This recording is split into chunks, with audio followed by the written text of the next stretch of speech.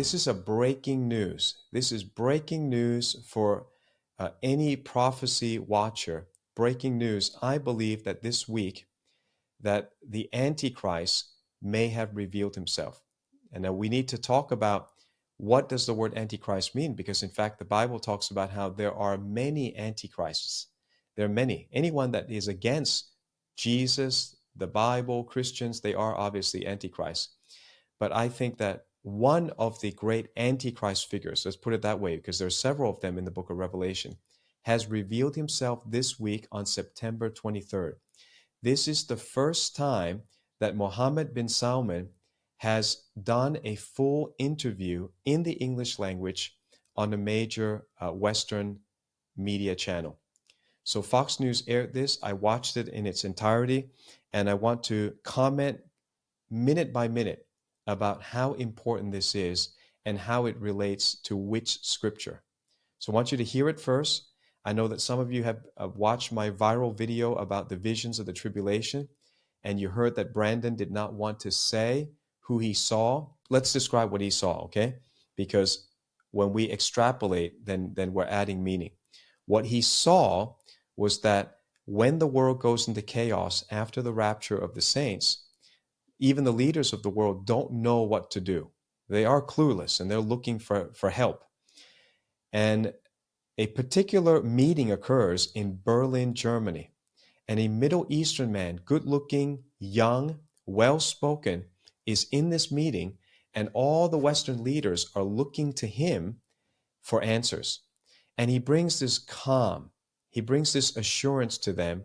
And I want you to see the person that Brandon did not mention, but I thought I knew who he was. I've confirmed it with Brandon.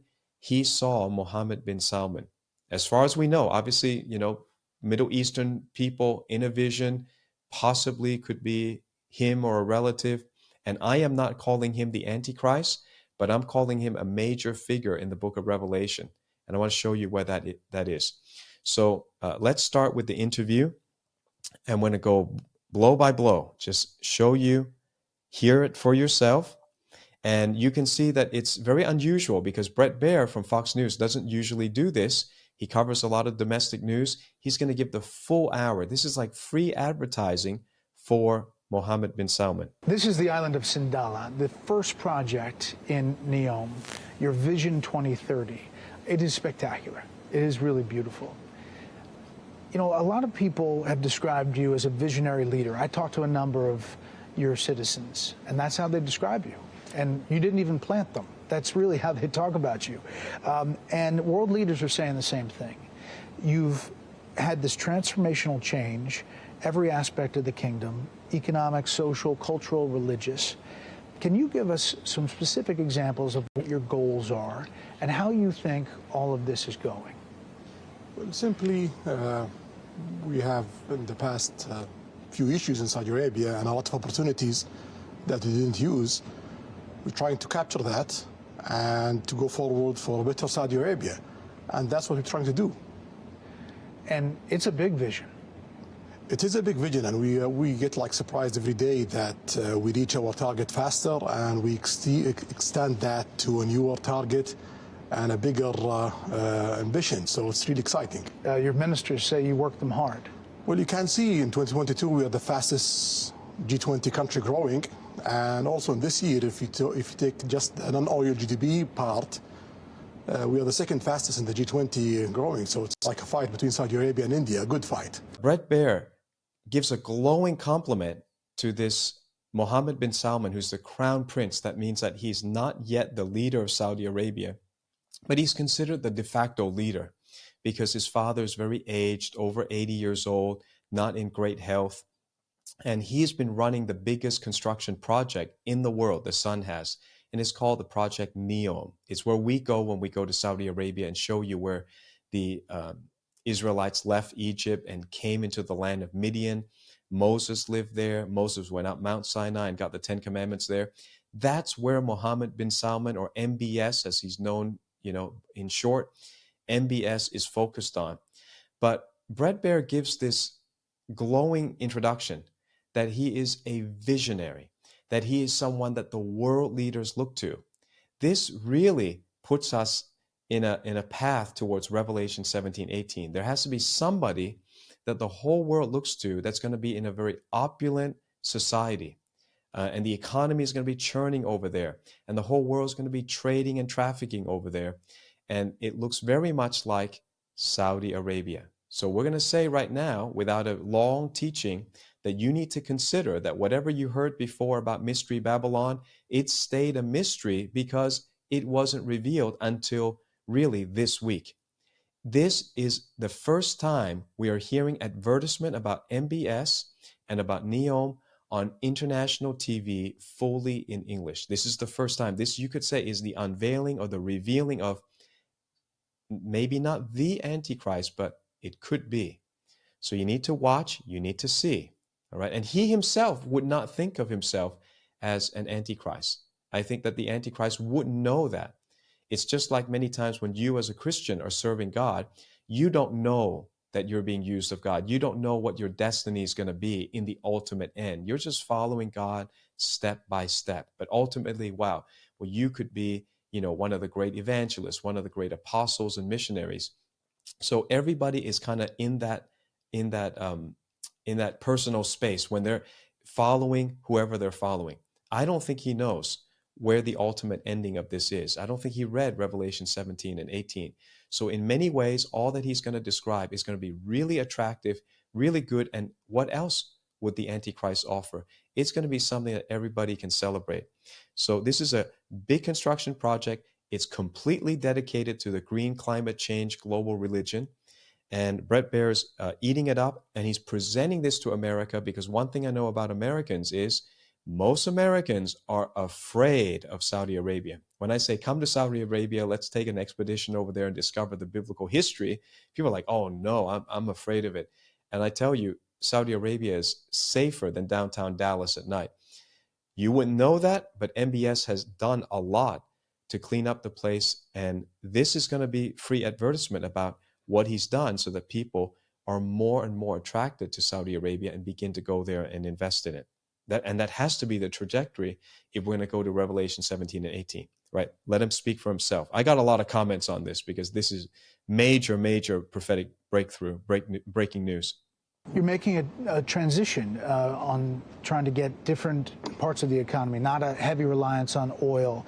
The role of women in the society has evolved significantly. You had this 2030. What do you see 10, 20, 30 years for Saudi Arabia? I will give you an example. If you look to late 70s, Saudi Arabia GDP is bigger than South Korea. And now South Korea, I think it's the 10th or 11th largest GDP in the world in 2016. And in 2016, we are number 20. So that's a shame. In 1980, we was GDP number, I think, 12 globally, and then in 2016 we are number 20. So we believe if Saudi Arabia and really the perfect track, since that time we will be among the top 7 GDP globally. I'm trying to get Saudi Arabia back on the right track. So remember, they're going to run out of oil. They cannot build their economy on oil only. And MBS said that Saudi Arabia is the fastest growing economy in the G20. He's going to say that they're the fastest growing economy in the world. That's quite a claim.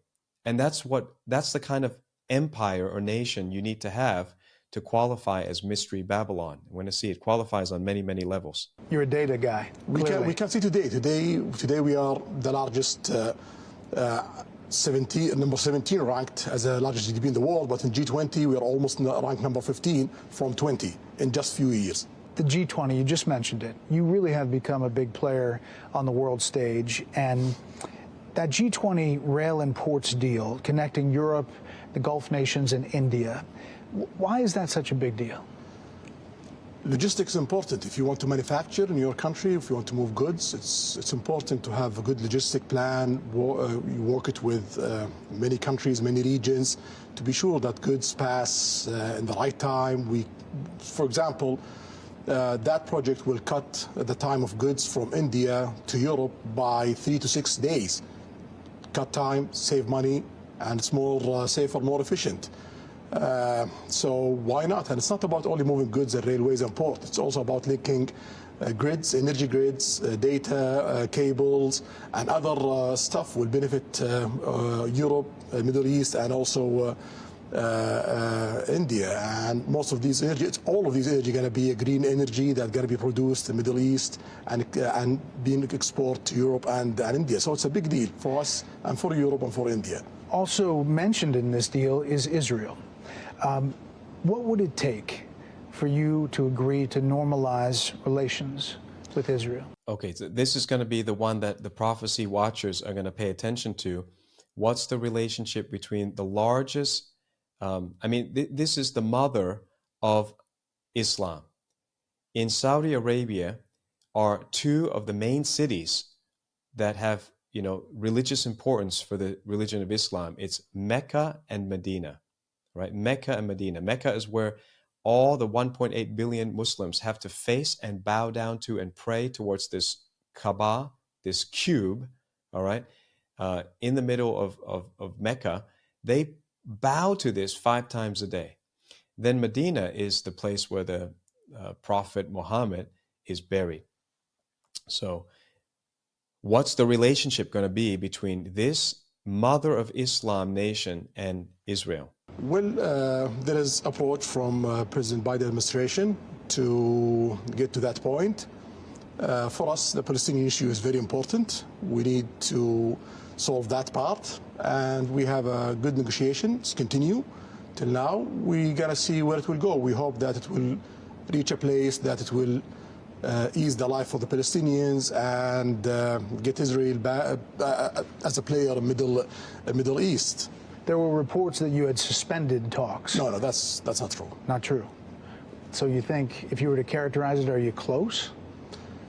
Every day we get closer. It seems it's for the first time a real one, serious. We're gonna see how it goes. As far as giving the right answer, he's a handsome guy. He's young. He's 38. He's very well spoken. He says that he's ready to make a deal with Israel, but he's also going to take care of the Palestinians. So everybody is happy with what he's saying so far. Now, Brett's going to ask him a bit more difficult question. How is he going to deal with Benjamin Netanyahu, who's kind of a lightning rod in the Middle East? Let's see what he says. Can you make a deal with Israeli Prime Minister Benjamin Netanyahu? Is that somebody you can deal with? Well, in Saudi Arabia policy, we don't interfere of who's running each country, who's there. We work with him. Now we don't have a relation with Israel, but if Biden administration succeeded to make, I believe, the biggest historical deal since the end of the Cold War, then we're going to start a relationship, and that relationship going to be continuous regardless of who's running Israel. Again, Absolutely perfect answer from someone that could be a candidate for the Antichrist or an Antichrist. He has said he's paid homage to the Saudis.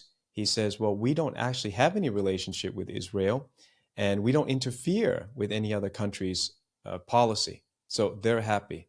Then he says he pays homage to Biden. He says, well, if Biden succeeds in normalizing the relationship, then we'll establish the relationship. So he gives face to Biden, who can barely walk and talk at the same time, can't climb up stairs, and doesn't remember where he's at and who he's talking to, but he's really given face. This is a very Middle Eastern way of talking, very honorable way of talking. The Western world's forgotten all this, but we kind of Easterners completely understand what he's doing. So he's giving face, giving honor, and kind of holding back a little bit on his role. But in fact, his role is, what he's saying is, this is going to be the biggest peace deal in the world since the end of the Cold War. He realizes his historic presence and significance. So he's kind of toning it down. But it's very significant. And for anyone in, reading prophecy, it's significant. I mean, he's 73, you're 38, but you think maybe there's a chance that you could deal with him? If we have a breakthrough of reaching a deal that give the Palestinians their needs and make the region come, we're going to work with whoever's there. Not to go too far, but the concessions Israel would have to give the Palestinians, what would that look like? That's part of the negotiation. Okay. Yeah, I don't want to describe things because I want to see really a good life for the Palestinians. So I want just to continue the negotiation with the Biden administration to be sure. Very interesting. So he talks about, Brett's trying to press him. So what are the terms of the negotiation? Obviously, this is speaking about the Temple Mount. What is going to happen to the Temple Mount? Are we going to see the third temple rebuilt?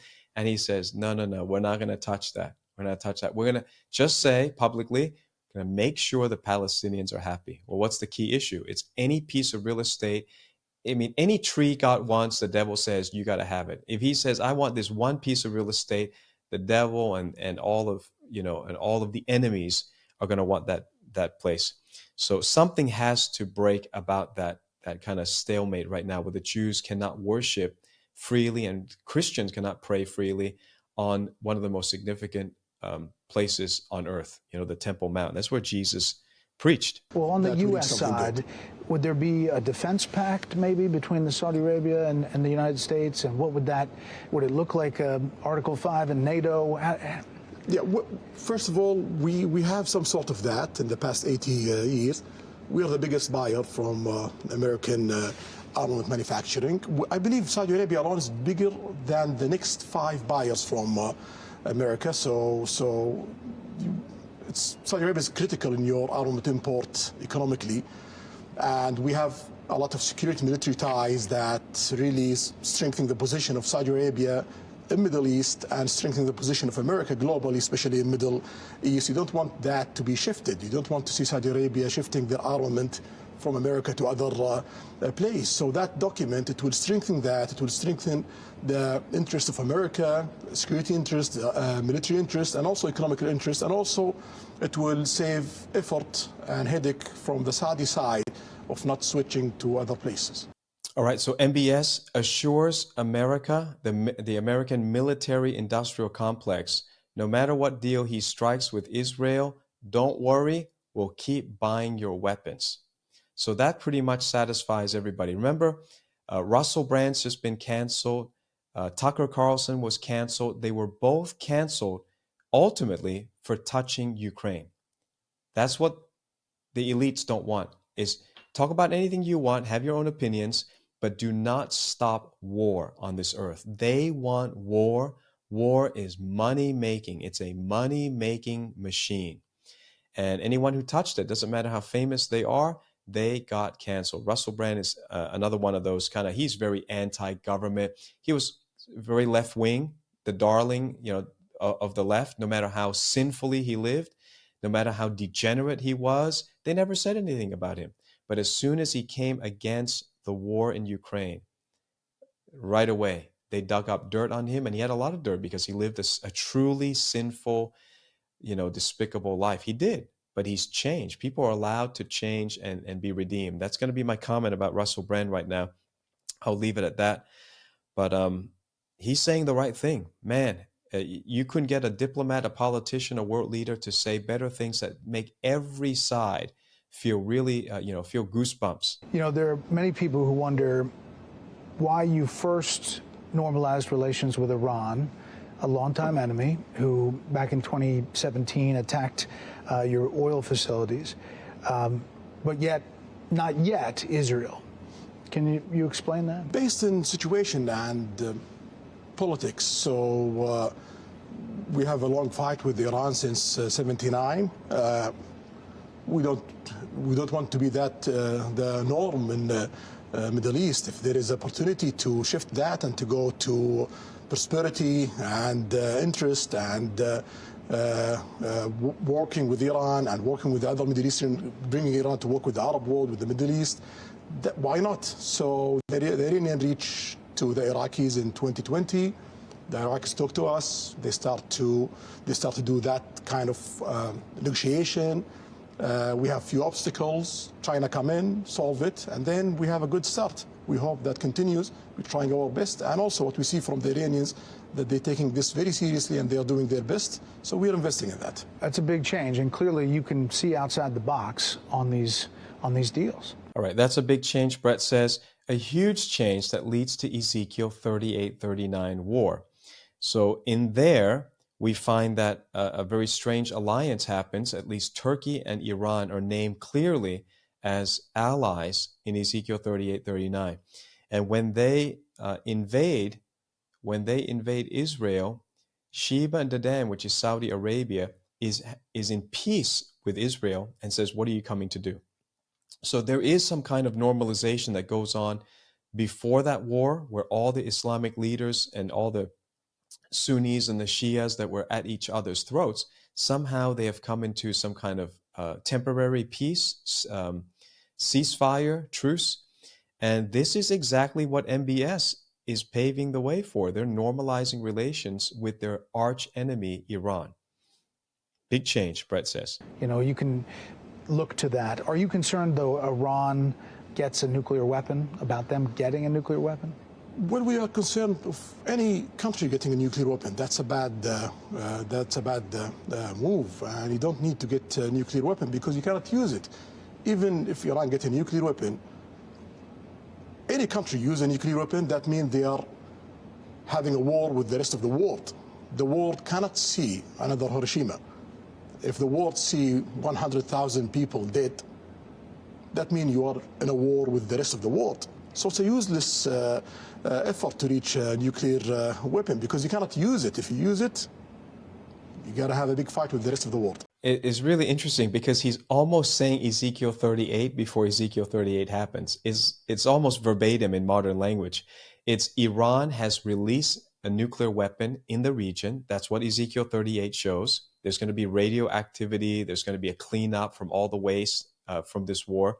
And Sheba and Dedan, Saudi Arabia, protests and say, "Why are you coming to the unwalled villages?" Which is very interesting because anyone who's traveled to Israel knows Israel is walled. I mean, wall to wall. It's cutting off, the Palestinians from the Israel side. But Neom has been advertised as a city like none other. It will not be built the ancient way, the old way, which is just kind of chaotically sprawling.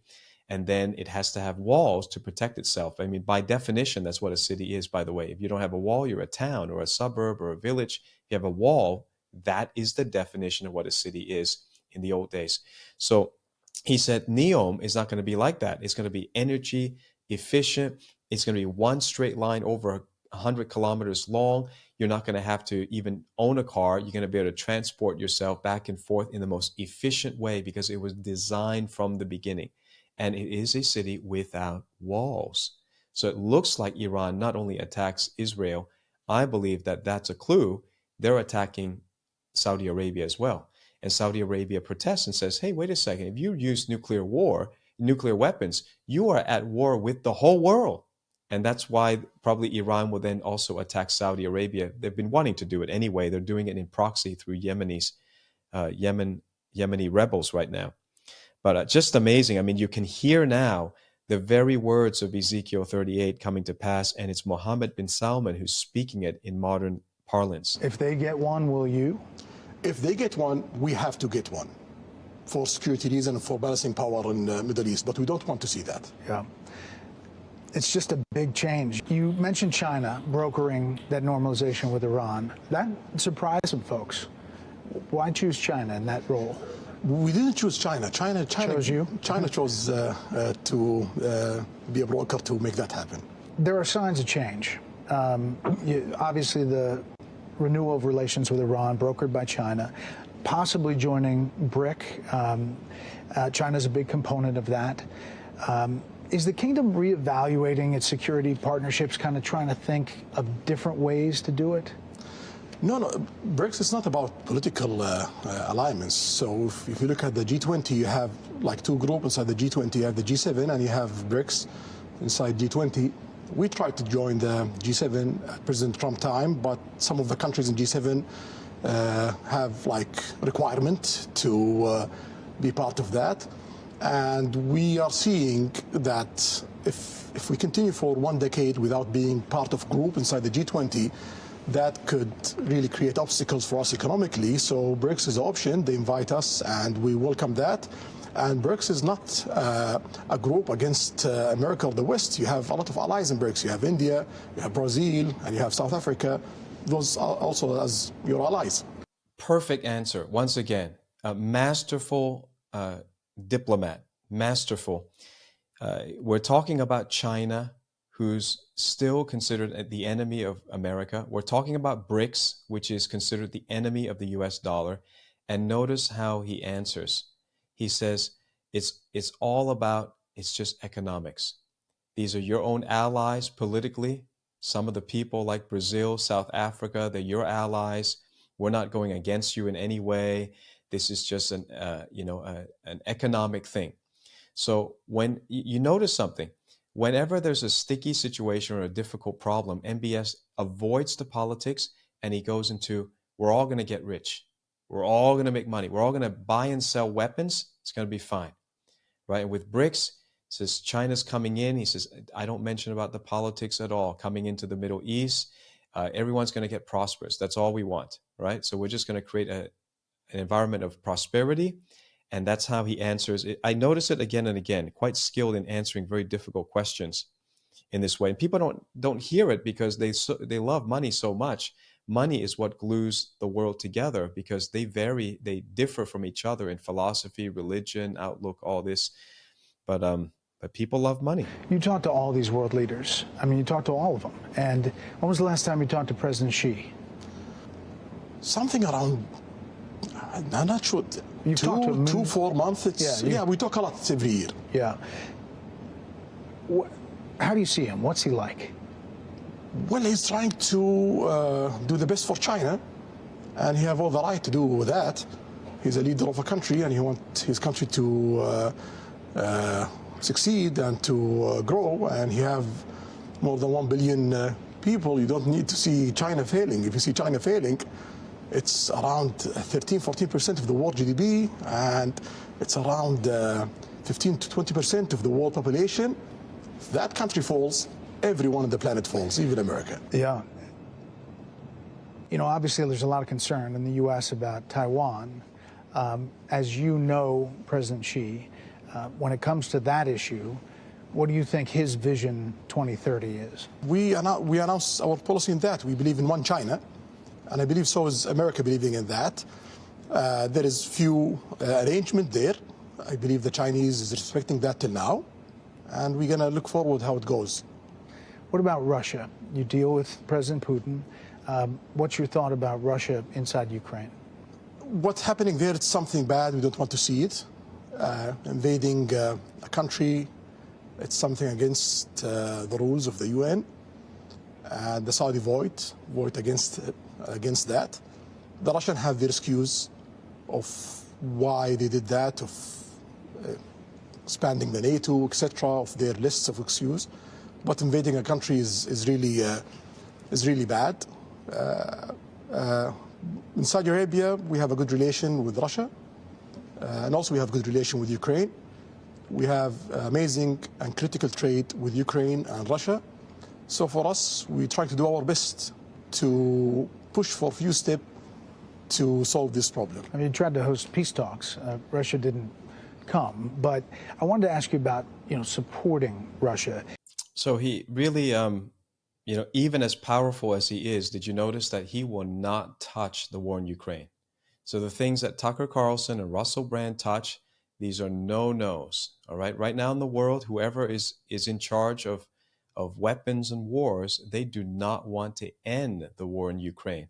And even a powerful man like Mohamed bin Salman doesn't want to touch it at all. So it just says, it's just bad to invade a country. What he's saying is, yeah, we have to keep going along with this endless war and supplying money to a corrupt Zelensky government, and we can't really question it. So we don't want to talk about that. Now he's going to go on to Russia a bit more. I spoke to your energy minister, who was fantastic, Prince Abdulaziz, about your decision for oil production cuts. And he told me that it was based on volatility and trying to stabilize the market. There are some supporters of Ukraine who say by doing that and prices spiking that you have essentially boosted Russia's war effort at a time when the country, every country, a lot of countries are trying to squeeze him to get out of Ukraine. So how do you deal with that? So you're talking about support of Ukraine, but how about the president of Ukraine? What did he say?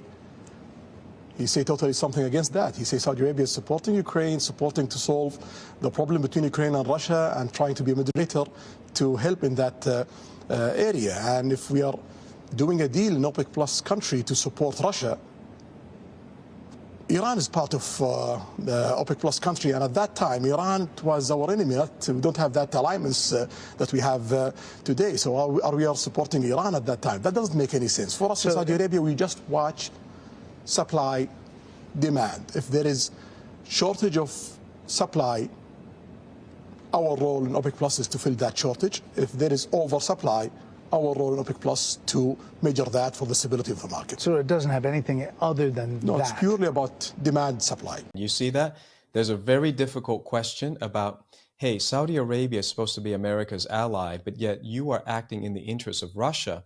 When the whole world was trying to sanction Russia to punish them for the invasion of Ukraine, Saudi Arabia basically said, you know, we're going to let the price of oil rise, which made Russia something like 5 times richer after the invasion. And that's directly on the, you know, the responsibility of that is on the doorstep of Saudi Arabia. And Brett says, hey, look, everybody says you are helping Russia more than Ukraine. And what's his answer? So diplomatic, sidesteps all the politics and the ill feelings, and he says, it's just supply and demand. That's all we do. You know that you got to be kidding, right? He's not looking at just supply and demand, but it's a great answer for someone to say that's going to get everyone to love him. So every answer right now, people in the world would love this. And if you don't read the Bible, you wouldn't have any other perspective. I mean, personally, I would love him. If I did not know the Bible, I would say, wow, this leader speaks better than Biden, even better than Trump. I mean, this one has got all the answers. Can you imagine if the world descends into chaos? They will be looking for someone either like him or precisely him to help them. It is coming up on the 5-year anniversary of the brutal murder of journalist Jamal Khashoggi in your consulate in Turkey. U.S. intelligence pointed to you as ordering that attack. I've heard you address this several times, saying you didn't order the murder, saying it was horrible and a mistake, and that as a leader you take a responsibility as a leader of the country. But 5 years later, what do you tell people in the U.S. who still have concerns, and journalists maybe around the world, and maybe potential tourists who would come here to Sindala, that they wonder if anything changed or if it could happen again? This is going to be damage control right now. The rest of this is a lot of answers about things that Americans would care deeply about. For instance, the murder, the brutal torture and murder of a journalist, a Saudi journalist who criticized the government of Saudi Arabia. His name was Khashoggi. And he was basically pulled aside into the Saudi embassy and just, cut piece by piece. So this was gruesome, horrific, targeted. It's inside of the Saudi embassy. You can't say it was a street thing. At least, in America, the Democrats will try to kill you while you're swimming, like Obama's chef just died, in shallow water, and he's an expert swimmer, an athlete. He's gone. So many people are gone. Another guy from the DNC that had some data about, I think, the election. He was supposed to testify. He just died walking in the streets of Washington, D.C. But this is inside the Saudi embassy. This has to be ordered by somebody really high at the top. So Americans are very concerned about this. It's very damaging to the reputation of Saudi Arabia. How could the world love this world figure? Let's see how he answers this. Well, we take all the legal measurement that any country took. Like when America have mistakes in Iraq, they do investigation, trial, etc. We did that in Saudi Arabia, and the case being closed. It's fantastic. He throws it back and says, just like America commits atrocities in Iraq, America commits atrocities in Afghanistan, and what do? You guys just say, we're going to investigate it. There's a Las Vegas shooting. You can hear 2 different guns. You don't identify who the gunman is. You don't identify the motive. 3 years later, we don't know what happened. What do you say? the Americans say, we're going to investigate this. We're going to be really transparent about this. And of course, there's no transparency. It's such a great line that the Americans use all the time. And he uses it back on us, saying, I'm no different. And this is only one case. You guys got so many cases, so many wars. So we're going to start our own investigation, he says. And also, we try to reform the security system to be sure that these kind of mistakes doesn't happen again. And we can see in the past 5 years, nothing of those things happen. It's not part of what Saudi Arabia do in the last 100 years. It was a mistake, it was painful, and we are trying our best to be sure that we reform our system to work by the book and to be sure that everyone is safe, not in Saudi, the whole globe. This is true, by the way. Huh? So nothing like it has happened. Saudi Arabia feels, to me, I travel all over the world, it feels very safe. Day and night you walk around, you feel really safe. All right, there's very low crime over there. And they did it. They said this is a mistake and they're not going to do it again. But you know, it's the kind of mistake that basically says, you've been warned, right? This is an example. So it does, you know, throw a lot of cold, icy water on any opposition. But they're saying, you know, just, we're going to give you a little more freedom, but watch what you say. That's the warning. Did anyone involved in the killing serve jail time? Yes. Anyone involved is serving jail time. You have to face the law. And you're trying to change the law broadly to make sentences more realistic? More realistic for us as Saudi, not for foreign people. But we believe today it's far away from realistic for us as Saudi. So we are not proud of all of our laws in Saudi Arabia. There was this AP, Associated Press article that just came out a couple weeks ago with the headline that said, Saudi man receives death penalty for posts online, latest case in wide-ranging crackdown on dissent. I guess dealing with his posts on X, formerly Twitter. So one, is that true? And two, are you changing that aspect? Yeah, shamefully it's true. So it's something I don't like. Can't you change that? We are doing our best to do that. We already add a few laws. We changed tens of laws in Saudi Arabia, and the list have more than 1,000 items. And in the cabinet, I have only 150 lawyers. So I'm trying to prioritize the change day by day. But we are not happy with that. We are ashamed of that. But the judicial system have to follow the laws, and I cannot tell the judge that do that and ignore the law, because that's against the rule of law. But do we have bad laws? Yes. Are we changing that? Yes. Do you think that guy's going to get killed for the post? Well, I believe there's few steps in the trials. I'm hoping that in the next phase of trials, the judge there is more experienced and they might look at it totally different. I don't know if you caught that, but that's how royalty speaks, okay? That's how you send a signal. And I lived in one of the last kingdoms on earth. Thailand is a kingdom, Jordan is a kingdom, Saudi Arabia is a kingdom. So Americans often don't understand kingdoms and the subtleties and the kind of the cues and the signals that are sent out. But he just said that will the online dissenter get jail time or get executed? And he said, well, this is going to go to another court, and I hope that a more experienced court will basically throw it out. So he's called the lower court inexperienced, and he's saying, I hope that they will change it. Well, obviously, that's a command straight from the top. They're going to have to change the sentencing, and the guy's not going to get executed, because then NEOM would be at risk. And he wants to build NEOM. He wants money. He wants all the whole world to come and trust Saudi Arabia. And so we have a window of time to go there, even though we know that later on it looks like it's going to become Mystery Babylon. It's just like there were days when Israel looked in trouble. They got punished. They got invaded. They got deported. But it doesn't mean you don't live in Israel forever. You don't tour there. So in the same way, I want people to start piecing together prophecy and realize there is an ultimate sad ending to the Project NEOM, But while it's in its glory days and its heydays, the world's going to get excited. The world's going to fall in love. He's going to become extremely popular. And I think he's in Revelation 17:18, not quite the Antichrist in Revelation 13, but the woman that rides the beast in Revelation 17. And I'll read a little bit of it for you to make sense of it. But I want to say one more thing before we get to the scripture. You notice a lot of people write to us, and you've heard this, people say, how could the Jews ever follow an Islamic Antichrist? I can't understand that. That's never going to happen. Well, can you see? Here's a man that's brokering the biggest peace deal on earth since the end of the Cold War. And he's able to be very congenial about the most complex, difficult quagmires of global politics. And he's saying it in such an agreeable, appeasing way, compromising way. And he took full responsibility for the murder of the journalist.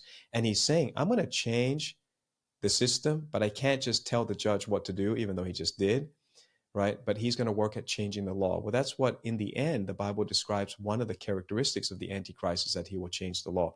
So it's very easy for me to see, and I don't know why it's hard for others to see, that yes, secular Jews who don't even believe or read the Torah anymore would fall in love with a very charismatic, young, handsome Arabic leader. Very easy to see.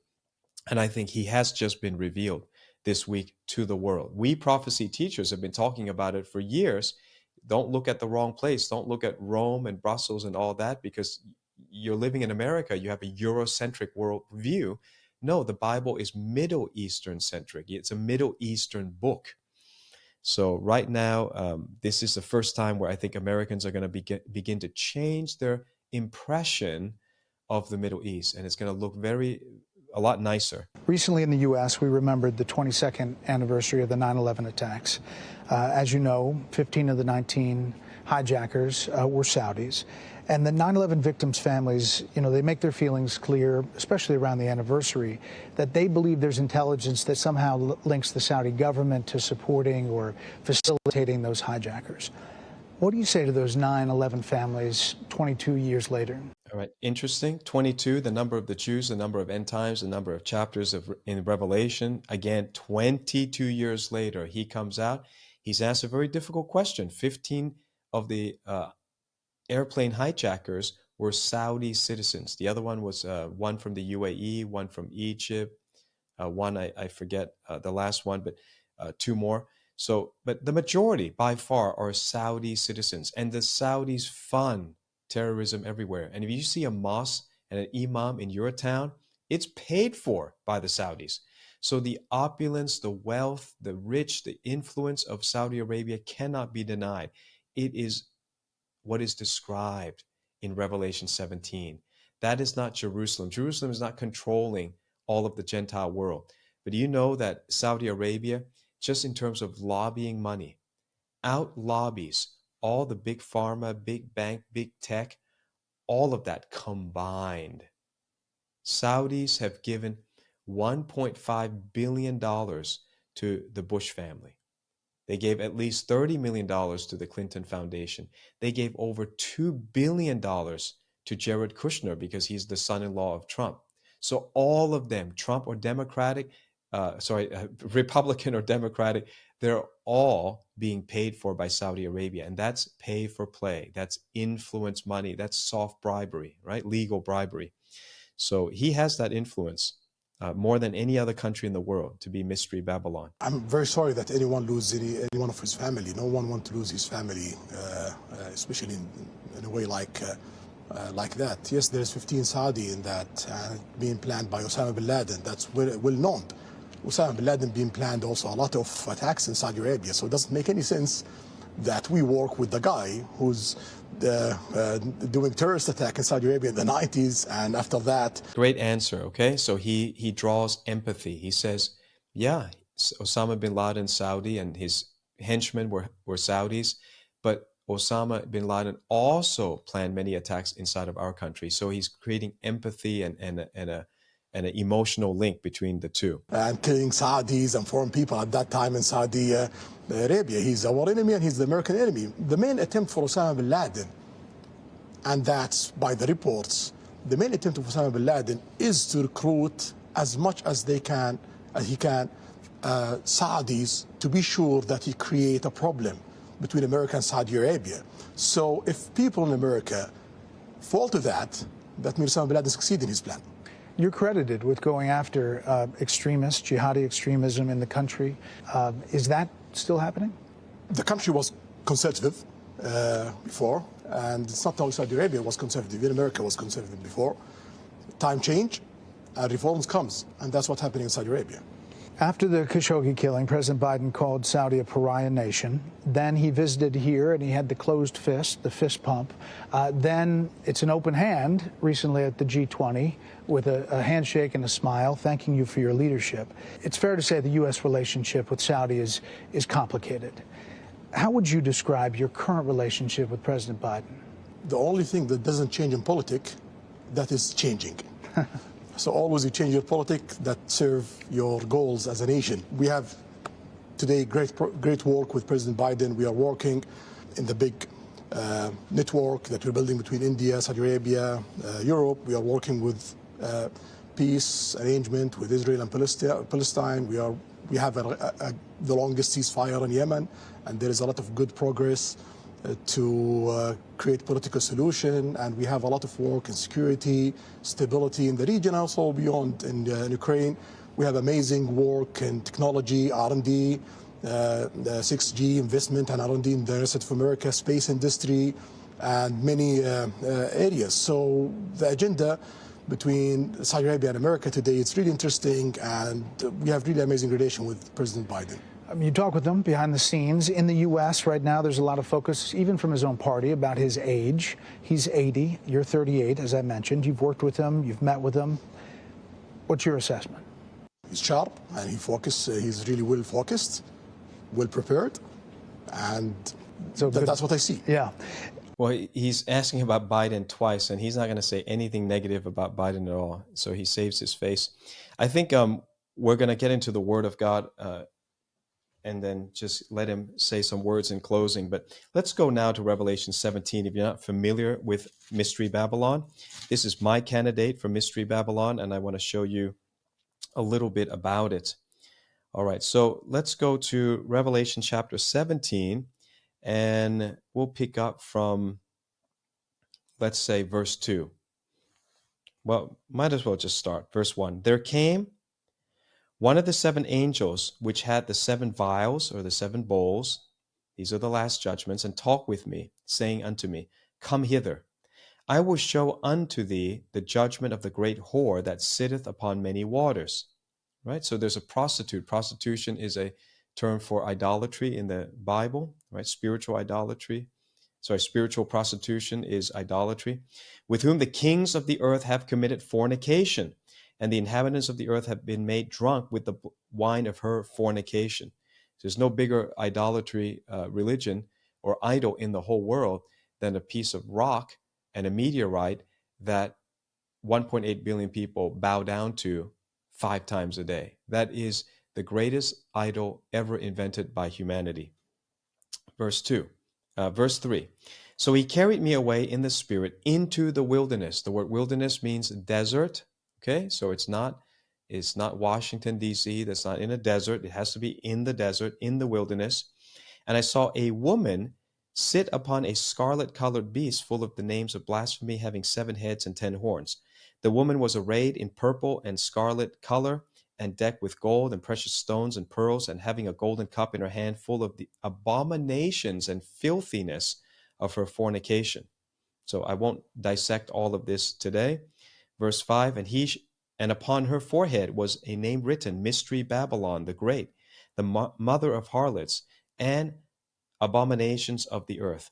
And I saw the woman drunken with the blood of the saints and with the blood of the martyrs and of Jesus, the martyrs of Jesus. And when I saw her, I wondered with great admiration. I noticed this is a hard translation for some of you. This is King James, which I enjoy. I'm going to switch over to something a little bit easier. Let's go to the English Standard Version, okay? Let's pick up from verse 6. When I saw her, I marveled greatly.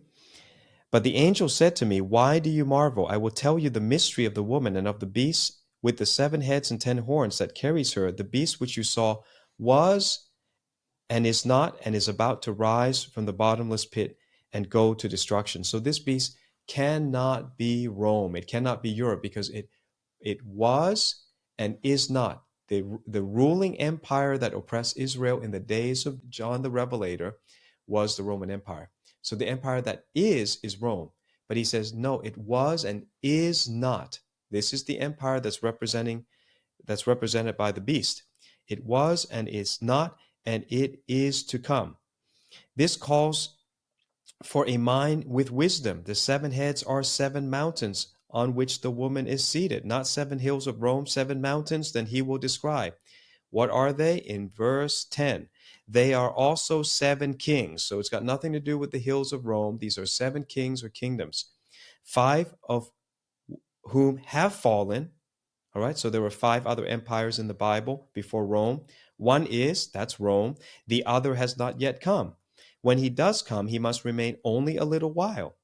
As for the beast that was and is not, so it's not Rome, not Europe, it is the 8th, but it belongs to the 7, and it goes to destruction. And the 10 horns which you saw are 10 kings who have not yet received royal power. I love this one. This is very amazing. So this gets right to Brandon's vision. So I want to get to this point and focus on this. It says, the 10 horns that you saw on this beast are 10 kings who have not yet received royal power. Wait a second. What does that mean? What are 10 kings that don't yet have royal power? That doesn't make any sense at all. Well, it does make sense if you realize the word king is used all throughout the Bible in general to refer to kings, royalty, or elected officials like presidents and prime ministers. So in the West today, we have kings or rulers who have no royal power.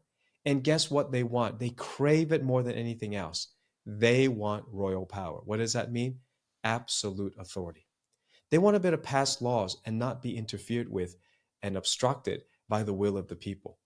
The will of the people, written in constitutions, are being challenged and changed. They're obnoxious to these elected officials. And what they crave so much is absolute power. That's royal power. So what the Bible describes is in the end times, like many people have seen in visions before the tribulation occurs, some catastrophe will happen, some internet shutdown, the rapture, whatever it is that you believe is going to happen.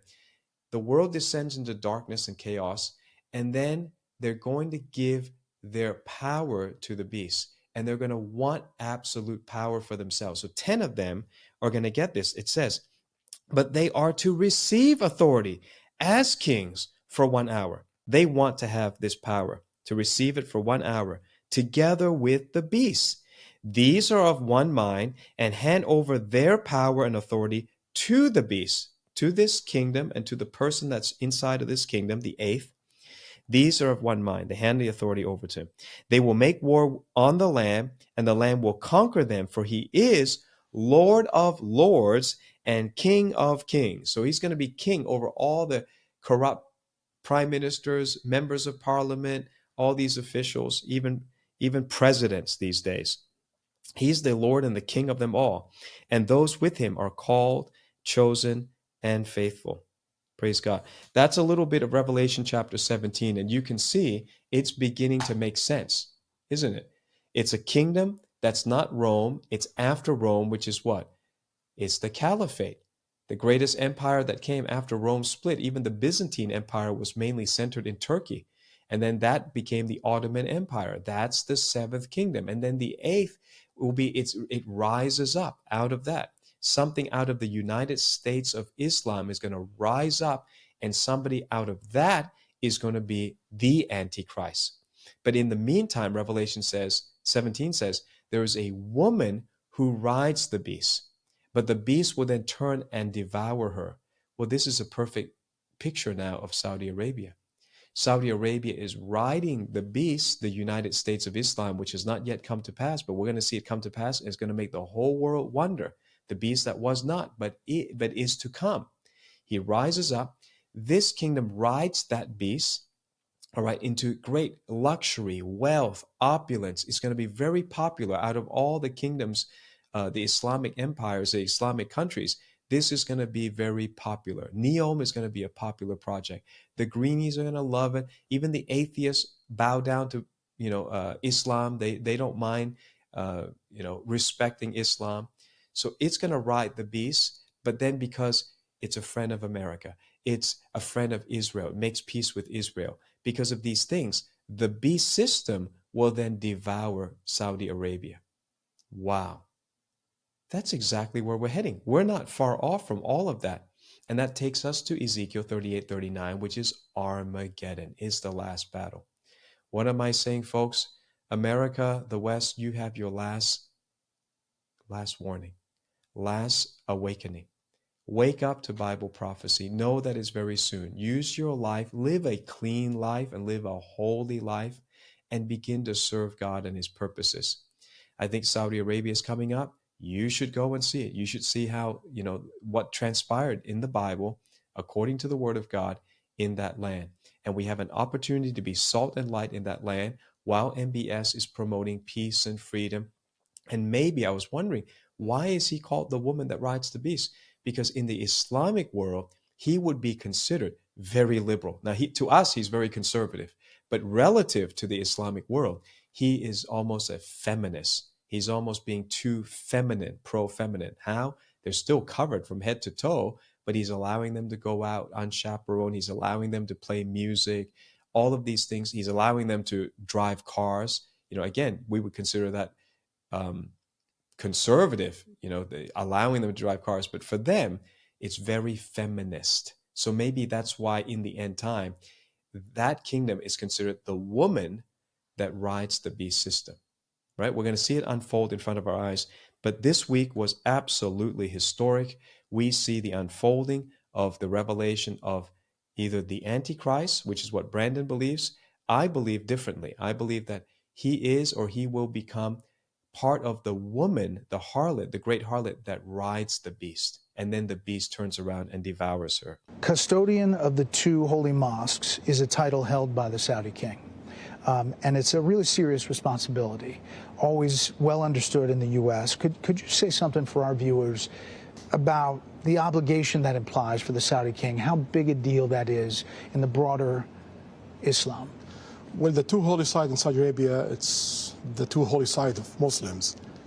Mecca, you have Kaaba, which they face 5 times a day, and they have to visit 1 time life. And you're talking about almost 2 billion people in the planet. And in Medina, you have the grave of the Prophet.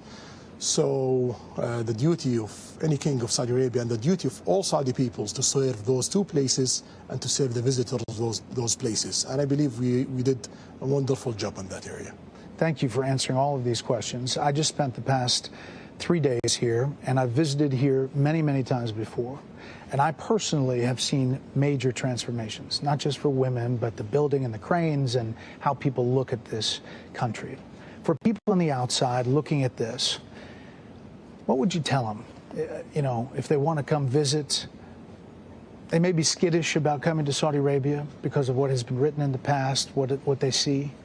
What would you tell them?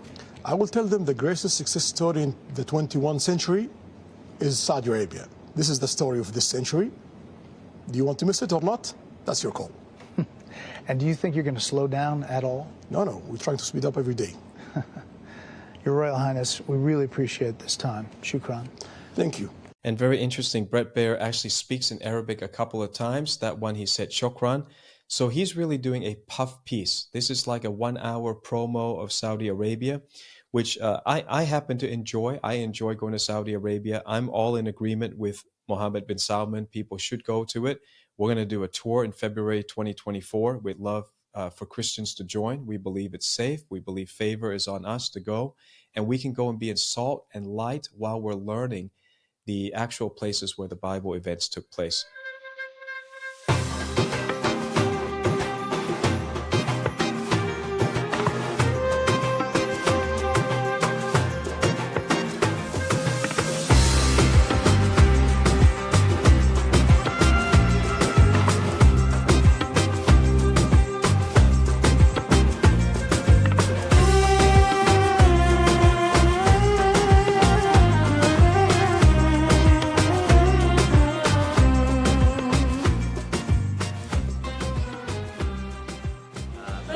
Steve goes above and beyond on all his tours. He seems to get the most out of it and does things that you won't normally get on any other tours. When you're with other believers, it makes a difference. Other people with the same mindset as you. We all bring our individual interests and talents to the group. I loved the fellowship. Pastor Steve is very knowledgeable on the scriptures. Don't hesitate, and having Saudi Arabia open right now was a miracle in itself. And open to a Christian tour, beyond belief. I was so blessed to be able to come and spend this time in Saudi Arabia, especially as a woman and as a Christian. Civilization change at this place. No, not in this tent, although it is the Feast of Sukkot. Right over there, we are going to camp right here at the base of Mount Sinai, and we're going to take our first team, our first expedition, up there. It's about a 3-hour hike, but we've got Bedouin hospitality here. We've got comfortable tents. I'm going to start off around 5, 6 in the morning.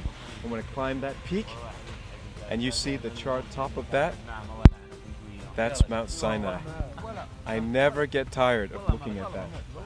So it's going to be a wonderful climb. We're going to have a wonderful meal together, and I invite you to come and join me in our next expedition of the biblical tour of Saudi Arabia. That's following the footsteps of Musa, Moses, the prophet, the great prophet.